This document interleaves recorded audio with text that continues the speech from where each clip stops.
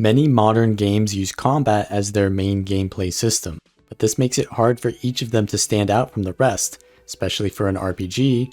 The way you progress your character is by becoming stronger and learning new abilities to use in combat, and that is one of the many reasons why Disco Elysium is such a unique game. If I really wanted to categorize it, I'd say it's a mix between a visual novel and an RPG. But unlike most RPGs where you get more powerful as you level up, in Disco Elysium you diversify your skill sets to be able to explore more of the densely packed environment. This means you can rush through or take your time, and the game is still relatively balanced while allowing you the freedom to explore. As a detective, you arrive at the scene of a murder and you must inspect every object and speak to every person to get a good idea of what happened. And there's one more problem. You blacked out and have no memory of who you are or why you are here. The amnesia trope is not unique by any means, but it is still a good way to let you decide who you become rather than forcing the player to stay within a few potential characteristics. Even the most acclaimed RPGs still only give you a few choices when that freedom is afforded to you. In Disco Elysium, however, there are so many potential themes or ideologies you can adopt which change your dialogue options and the situational outcomes. You can be an agent of communism and help everyone you see without asking for anything in return, or you can be a pure capitalist and try to get money out of everyone.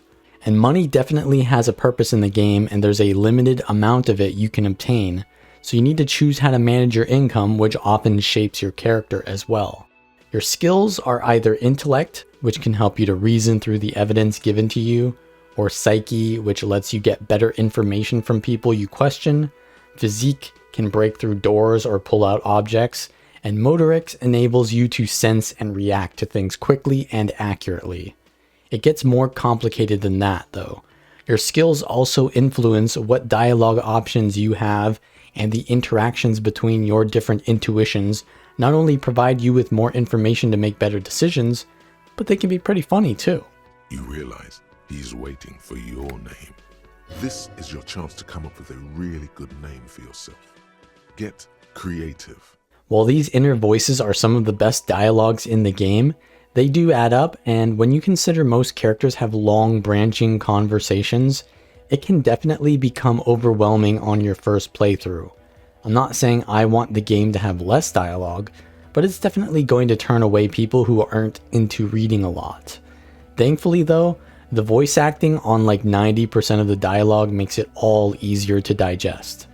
The characters are all distinct and memorable, but one that definitely stands out is Lieutenant Kim Kitsuragi, who becomes your partner in the investigation, and despite all of your mistakes, he's there to support you because he wants to get the job done, and he understands your problems, despite sometimes disagreeing with your actions.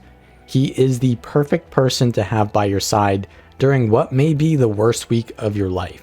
But here is where the game shines beyond any other RPG. It not only allows you to fail, it promotes failure. You still have game overs like in other games because you're a fragile alcoholic who can become suicidal or get a heart attack at any moment. However, in other games that rely on combat so much, the main fail state is death and therefore a retry. Failing in Disco Elysium may result in dying, but there are other outcomes. Saying the wrong thing might hurt your chances of getting a confession out of someone, prevent you from getting an item from them, or block entry to an area, but there are always multiple ways to get something done, and while it is completely possible to save and reload before every important skill dice roll, it actually makes the game worse to do it. Even when you really mess up, it makes things more interesting with their reactions, and even sometimes Kim will need to remind you to stop side questing and focus on the investigation.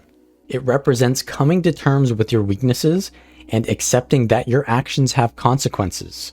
Every character you meet has their own schedules as you progress through several days of investigation, and you have to help them with their problems if you want them to help you with yours.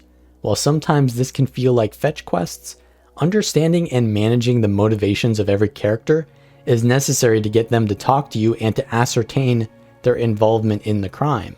It sews together the immediate task of solving the Hanged Man murder mystery, the problem of figuring out who you are due to memory loss, the personal motivations of each character you speak to, and an overarching political conflict to create a massive web that is Disco Elysium. There are so many potential ways that you could experience the game. And at the same time, if failure is accepted, then your actions don't matter, since you can continue, and as long as you don't have a heart attack or join the Hanged Man, you can beat the game. The ending will just be different. Your experience will just be different, and that is precisely why it's so good.